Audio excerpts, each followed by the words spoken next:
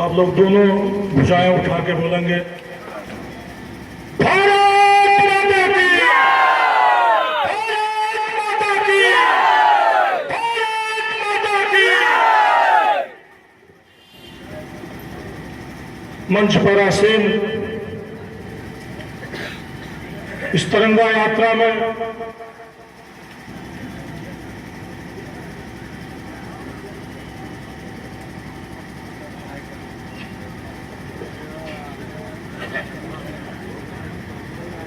अमर शहीदों की इस धरती पर, बलिदानियों की इस धरती पर गौरवशाली परंपराओं, हिंदुस्तान की गौरवशाली परंपराओं को स्थापित करने के लिए अपने प्राणों की बाजी लगाने वाली इस गौरवशाली धरती को नमन करते हुए, महाराजा जालिम सिंह की धरती को नमन करते हुए, आदरणीय महारानी तलाश कुंवर की धरती को नमन करते हुए इस मंच पर उपस्थित बस्ती के भारतीय जनता पार्टी के गौरव में कुर्सी को सुशोभित करने वाले यशस्वी जिला अध्यक्ष आदरणीय श्री पवन प्रसाद जी, पूर्व अध्यक्ष हम लोगों के बड़े भाई आदरणीय दयाशंकर मिश्र जी, हम लोगों के बड़े भाई आदरणीय श्री अनिल सिंह जी, भारतीय जनता पार्टी के वरिष्ठ नेता आदरणीय श्री चंचल जी, हम लोगों के पितामह आदरणीय श्री राम सिंह अरोजा जी, आदरणीय ध्रुव सिंह जी, मंच पर एकमात्र महिला नेत्री आदरणीय श्री करुणा सिंह जी, विक्रम जोत के मंडल अध्यक्ष आदरणीय श्री सुनील सिंह काका जी, भारतीय जनता पार्टी के जिले के उपाध्यक्ष आदरणीय सुरेश सिंह जी, मंच को संचालन कर रहे भारतीय जनता पार्टी के श्रेष्ठ और कर्मठ कार्यकर्ता आदरणीय श्री घनश्याम सिंह जी, आदरणीय श्री ध्रुव सिंह जी, बहुत सारे लोग हैं, नाम लेंगे तो बहुत देर लगेगी। आप सब लोगों का मेरा नमन और इस तिरंगा यात्रा पर आप सबको वंदन करता, अभिनंदन करता हूं। मित्रों, आदरणीय नरेंद्र सिंह ने बहुत अच्छी बात की, आदरणीय सुनील सिंह काका ने, आदरणीय श्री बजरंग बिहारी पांडे जी ने अपनी बातों को रखा, लेकिन मित्रों, ये आजादी तो हमको 70 साल पहले मिली, लेकिन दावे के साथ कहता हूं कि जिस ये हरैया जो गौरवशाली हरैया है, गौरवशाली छावनी है, गौरवशाली में है, जिसका दक्षिण में माता सरजू बहती है, आदरणीय तुलसीदास ने लिखा कि ओनपुरी मनपुरी बहा सुहावन, उत्तर दिशा पर सरजू पावन, या मज्जन के बिना प्रयासा मन समीप न पावे पासा। ऐसे सरजू के तट पर बसा हुआ इस हरैया पे आपका स्वागत है, वंदन है, अभिनंदन है। मित्रों, पूरा दक्षिण में 84 कोसी परिक्रमा का हनुमान बाग है, ये भी हिंदुस्तान की एक ऐसी धरोहर है, इस ऐसी धरोहर हरैया की भूमि पर आप सभी लोगों का वंदन है, अभिनंदन है। मेरे मित्रों, यहां से पूरा चला जाइए, हरैया है, ये कभी पुराणों में हरैया हुआ करता था, भगवान की इस नगरी में हरैया में मैं आप सभी का वंदन करता हूं, अभिनंदन करता हूं और स्वागत करता हूं। ये रामचंद्र की मार्ग जहां से कभी बरात लेके महाराजा दशरथ जनकपुर लेके गए थे, यहीं से महाराजा वशिष्ठ भगवान राम से राम लक्ष्मण उनकी पूरी बराती रामचंद्र की मार्ग से गई थी। इस रामचंद्र की मार्ग की इस पावन भूमि पर, इस गौरवशाली धरती पर आपका स्वागत करते हैं, वंदन करते हैं, अभिनंदन करते हैं। मेरे मित्रों, पश्चिम में आज से लगभग 17 लाख वर्ष पूर्व भगवान राम का त्रेता युग में जन्म हुआ था। ये और गौरवशाली धरती है, ये पुराणों की धरती है, इस वेदों की धरती है, जहां पर मखौला में महर्षि नाखों ने जब यज्ञ कराया, महाराजा दशरथ को पूरी दुनिया में चक्रवर्ती सम्राट है, भारत की सीमाएं बहुत लंबी चौड़ी थी, 200 देश इस भारत की सीमाओं में थी, लेकिन कहीं वो स्थान नहीं मिला।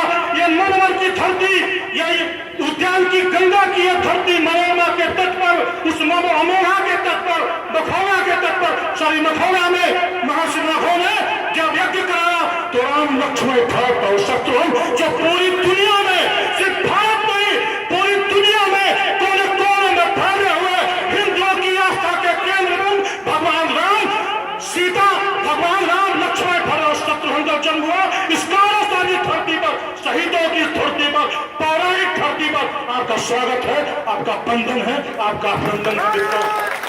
यहां से दक्षिण जाइए, यहां से दक्षिण जाइए श्रृंगी ऋषि की, जहां कभी कहा जाता है कि माता सीता, जब अयोध्या से भगवान श्री राम ने माता सीता को निकाला तो इस मनोरमा नदी को पार करते हुए माता सीता जी इस सरयू और मनोवर के बीच में उनके पैर में चने की खूंटी लग गई। उन्होंने श्राप दे दिया कि यहाँ पर कभी चना नहीं पैदा होगा, अगर चना बोया जाएगा तो ये अशुभ होगा।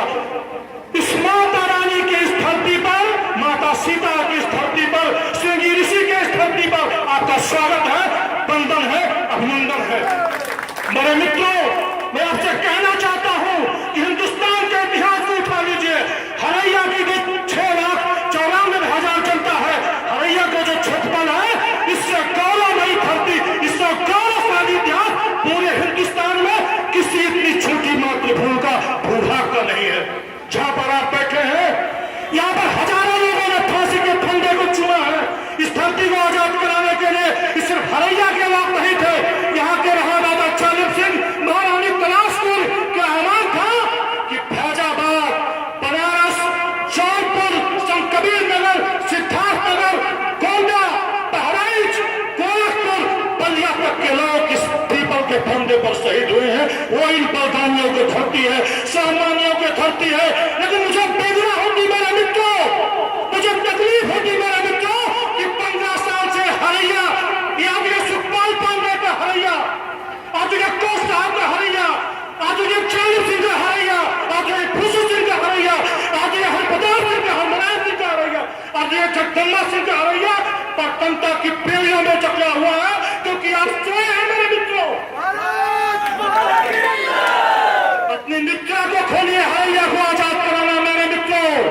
इस हरैया को जब तक आजाद नहीं कराएंगे, युवा नौजवान खोया है, युवा नौजवान देख रहा है, इन नौजवानों को 1 रुपए के पास काम नहीं मिलता है। और यहाँ पर चंद्रमा का एक मंत्री बनने पर मुझे विरोध नहीं है, अपने पुत्र को कुछ बना देने मुझे विरोध नहीं है, भाई को कुछ बना देने पर विरोध नहीं है। लेकिन मित्रों, भारत के संविधान में 60 वर्ष 62 का रिटायरमेंट की एंट्री है। यहाँ के सैकड़ों तालाब मंत्री के पिता, 70 साल मंत्री के पिता कुमार है, सैकड़ों तालाबों को उन्होंने खुदाया और हजारों रुपए, लाखों रुपए मेरे मित्रों। और नौजवान हरैया का खाली हाथ बैठा हुआ है, खाली हाथ बैठा हुआ है। मुझे मेरा विरोध इसमें है, मेरा विरोध हरैया को सड़कों पर जो टूटी फूटी सड़कें हैं उन पर मेरा विरोध है, उनके हमें आजादी चाहिए। बेरोजगारी को रोजगार मिले, ये मेरी मांग है। जिन गाँव में बिजली नहीं पहुंची उन गाँव में बिजली पहुंचना चाहिए, मेरी ये मांग है।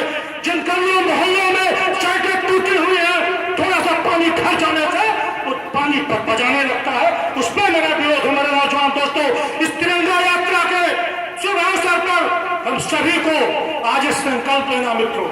वो संकल्प ये है कि हरैया हम तब तक चैन की नींद नहीं सोएंगे, क्योंकि आक्रमण तो पूरब से मित्रों है, आक्रमण पश्चिम में हरैया में है, उत्तर से भी आक्रमण है। बात यह है कि दक्षिण में माता सरजू है, कोई पार नहीं कर सकता, उसको कोई पार नहीं कर सकता। आक्रमण आप पर चारों तरफ से है, चारों आपको लगी है, ये जो आपको जितना मेरे मित्रों, इसमें रास्ता आपके पास कोई नहीं, आप भाग नहीं सकते। जिधर भागोगे वहां फंसोगे। इस कहते चारों तरफ सीना करिए और सीना तान के खड़े होइए इस युद्ध के मैदान में, और जंगे आजादी की इस लड़ाई में आप विजय हुई मेरे मित्रों। मुझे कुछ चंद पंक्तियां लिखी हुई है। यह धरती पहाड़ी पुत्रों के अमर गान की है, यह धरती पहाड़ी पुत्रों के अमर गान की है, शब्द साधकों के दिग्विजयी लक्ष्य दान की है। यहाँ लेखनी ने जमीन को कभी नहीं बेचा, ये धरती राजा चालिम सिंह के स्वाभिमान की है। अब नासिक कीर्ति विखंडित हो, टुकड़ों में नहीं बचा करती, तलवारों से बहते पानी की धार नहीं रुका करती। अमर शहीद चालिम सिंह इस भारत भूमि के मुक्ति मंत्र के गायक हैं। चालिम सिंह इस आजादी के अपराजित काल विधायक हैं। इस मिट्टी पर मरने वालों की, इस मिट्टी पर मरने वालों की जिन सब ने अनुगमन किया, राजन से ज्यादा जालिम सिंह के भालों को हिमखिरने छुपकर नमन किया। खुददारी वतन परस्तों की मित्रों ये पूरा भीग गया है, मैं किसी तरह पढ़ रहा हूँ, लेकिन धीरे से सुनिए, एक एक शब्द आपके कानों में गूंजेगा, आपके अंतर्मन को बहुत अच्छा महसूस होगा। खुददारी वतन परस्तों की अमोहा भूमि की पूंजी है, यह धरती है जहाँ कभी फांसी की रस्सी टूटी थी। इन शिखरों से रत्नाकर तक कूज रहा जाएगा बलिदानी की जन्मभूमि अमोहा भूमि बहाल। राजा जालिम सिंह अमर रहे, अमोहा कर रहा सिंहनाथ, अमोहा कर रहा सिंहनाथ हरैया की आवाज अमरता का, इसके यश का इतिहास रहा सारे जग में मानवता का। भीषण भिगलो झंझाओं में जिसने पतवार नहीं छोड़ी, मरने पर भी रणवीरों ने घर से तलवार नहीं छोड़ी। तल को घनघोर घटाओं में गति इसकी मंद नहीं होती, एक लिंगी या एक लिंगी ज्वाला है, मुट्ठी में पंथ नहीं होती। अमोघा की इस धरती में प्रण की याद नहीं तोड़ी, अमोघा की इस धरती ने प्रण की याद नहीं तोड़ी। संगीनों की धाक छातियों में कहकर मोड़ी, रात के हाथ जहर की अब तक ठंडी नहीं हुई है। 80 खा हुए फिर भी तलवार नहीं छोड़ी, 80 खा हुए फिर भी तलवार नहीं छोड़ी। मेरे मित्रों, मेरे नौजवान दोस्तों, आपको छोटी सी कहानी सुनाता हूं। 1 मिनट 2 मिनट में बच्चे 2 मिनट ठीक है, अभी कहां से भगे जा रहे हैं। आपको एक छोटी सी कहानी सुनाता हूं।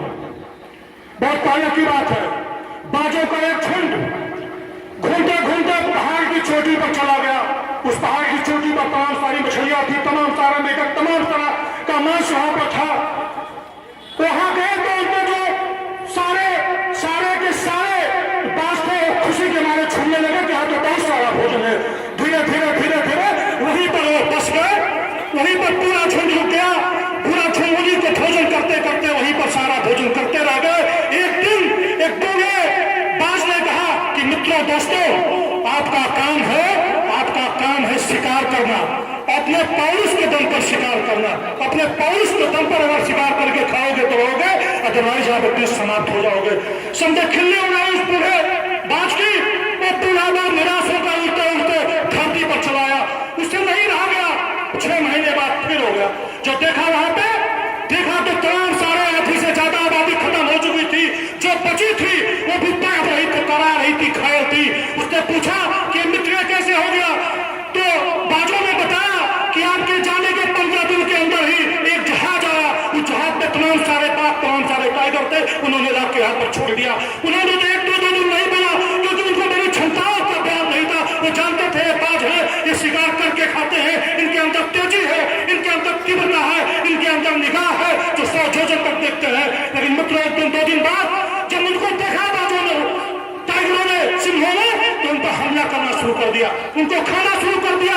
आधी से ज्यादा आबादी खत्म हो गई। घूमते घूमते जब उन्होंने बुद्ध ने कहा, बूढ़े उस बाज ने कहा, उन्होंने कहा था आप चलिए, लेकिन आप लोग माने नहीं। उसको वो विवश था, वो बाज विवश था, वो चला आया और उन्होंने जो वहां बचे हुए बाज थे, उन्होंने कहा कि अगर इस बूढ़े बाज का हमने कहा मांगा होता, अगर मुझे अपनी क्षमताओं को मैंने पूरा उपयोग किया होता, अगर अपने आप को आप भूलते नहीं, अपनी तीव्रता को नहीं भूलते, अपनी ताकत को नहीं भूलते, तो आज हमारा हक नहीं होता। मेरे हरैया के नौजवान दोस्तों, विशेषकर आपसे मेरा आग्रह है कि आपके अंदर वो ताकत है, आप गलती मत करिए, अपनी ताकत को सही दिशा में लगाइए।